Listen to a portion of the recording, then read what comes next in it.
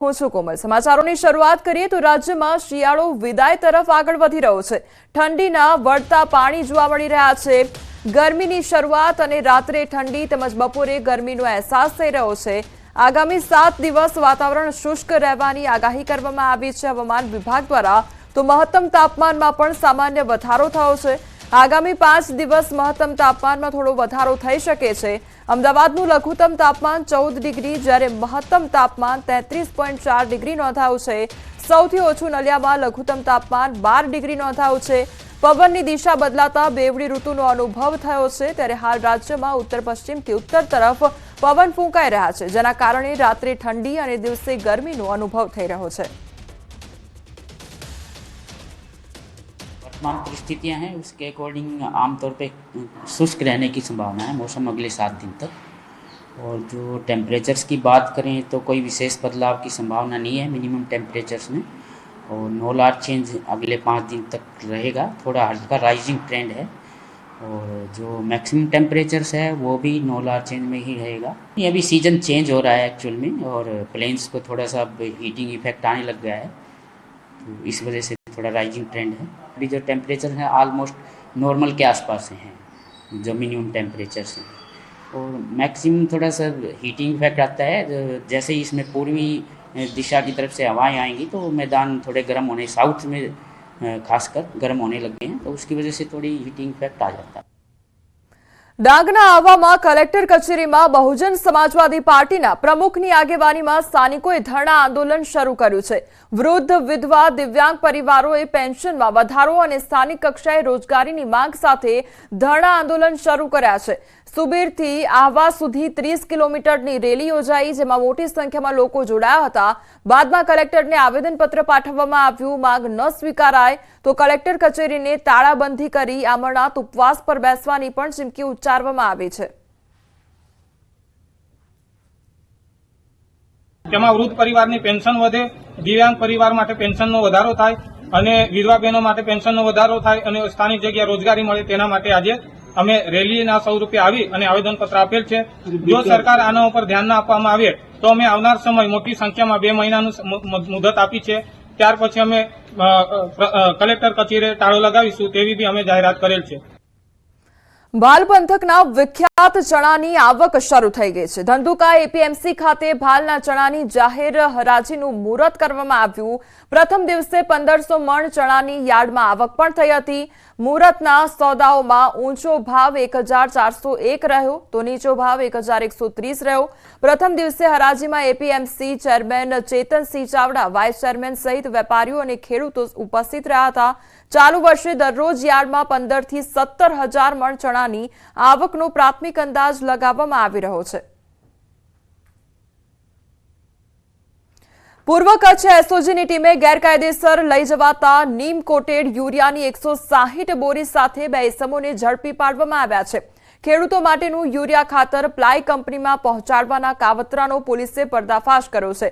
એસઓજીએ 2 jeep, 2 mobile સહિત 16.52 લાખનો મુદ્દામાલ જપ્ત કરી કાયદેસરની કાર્યવાહી હાથ ધરી છે।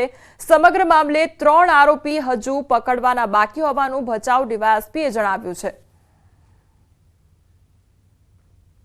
એસઓજીની ટીમને કુલ 45 કિલોની 160 નીમ કોટેડ યુરિયા ખાતરની બોરીઓ જેની કિંમત 42,000 રૂપિયા થાય છે, જેમાં બિલ કોઈ આધાર પુરાવા રજૂ ન કરતા સ્થળ ઉપર હાજર ઇમરાન રાયમા તથા ચંદ્રેશ ઠક્કરની બેની અટકાયત કરવામાં આવેલ છે। સુરેન્દ્રનગરમાં 21 મોબાઈલ સાથે મહિલાઓ ઝડપાઈ છે। પોલીસે 2 મહિલાઓની ધરપકડ કરી છે। ચોરી કરેલા 21 મોબાઈલ પોલીસે જપ્ત કર્યા છે। અમદાવાદમાંથી મોબાઈલ ચોરી કર્યા હોવાનો ખુલાસો થયો છે।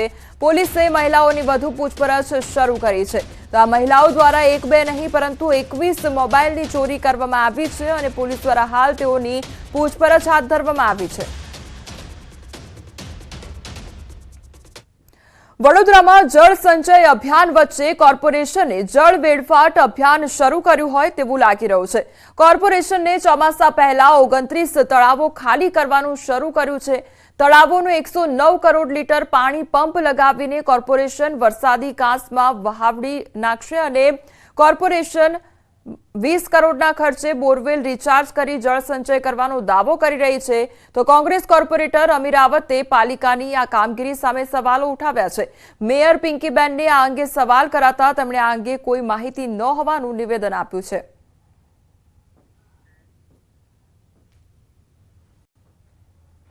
બધા તળાવો વડોદરા શહેરના સમગ્ર શહેરમાં આવેલા 36 કે તેથી વધુ જેટલા જે તળાવો છે, આ બધા તળાવોને ડ્રેઝિંગ કરવાનું, એટલે પહેલાં એને ખાલી કરીને 1 બાય 1 ખાલી કરી પછી તેને ઊંડા તથા પહોળા કરવાની પ્રક્રિયા હાથ ધરવામાં આવનાર છે। શહેરના લગભગ 43 તળાવો છે યાદી મુજબ, જેમાં કામગીરી કરવાની છે અને તમામ કામગીરી વડોદરા મહાનગરપાલિકાના પંપ અને ડીજી સેટથી કરવાની છે। એક બાજુ વડોદરા શહેરમાં પર્કોલેટિંગ વેલ 10 કરોડના ખર્ચે બનાવી રહ્યા હોય તેના ખાતમુહૂર્ત થાય છે, બીજી બાજુ જે પાણી સંગ્રહ કરવાના કુદરતી તલાવો છે એ તલાવો ખાલી કરવાના વાત કરે છે। As a flood mitigation strategy મેં આજ દિવસ સુધી એક પ્લાનર અને એન્જિનિયર તરીકે મારી લાઈફમાં સાંભળ્યું નથી કે as a planning for flood mitigation તલાવો ખાલી કરવામાં આવે। વડોદરા શહેરમાં પૂરની પરિસ્થિતિ સર્જાયા બાદ પાલિકાના સત્તાધીશો અને જે અધિકારીઓ છે તેમની બુદ્ધિ બગડી હોય તેમ લાગી રહ્યું છે, કારણ કે એક તરફ કેન્દ્ર સરકાર અને રાજ્ય સરકાર દ્વારા જળ સંચયના પ્રયત્નો જે છે તે કરવામાં આવી રહ્યા છે,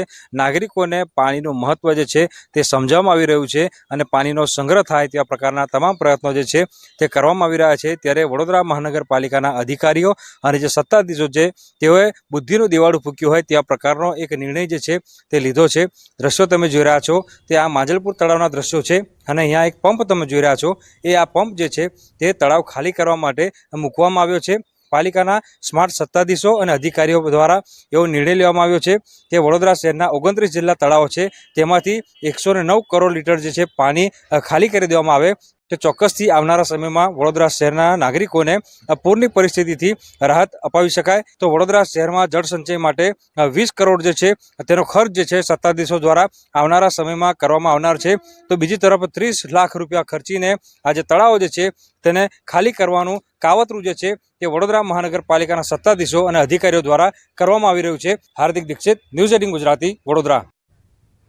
સૌરાષ્ટ્રનું મુખ્ય પ્રવેશ દ્વાર બોટાદ શહેર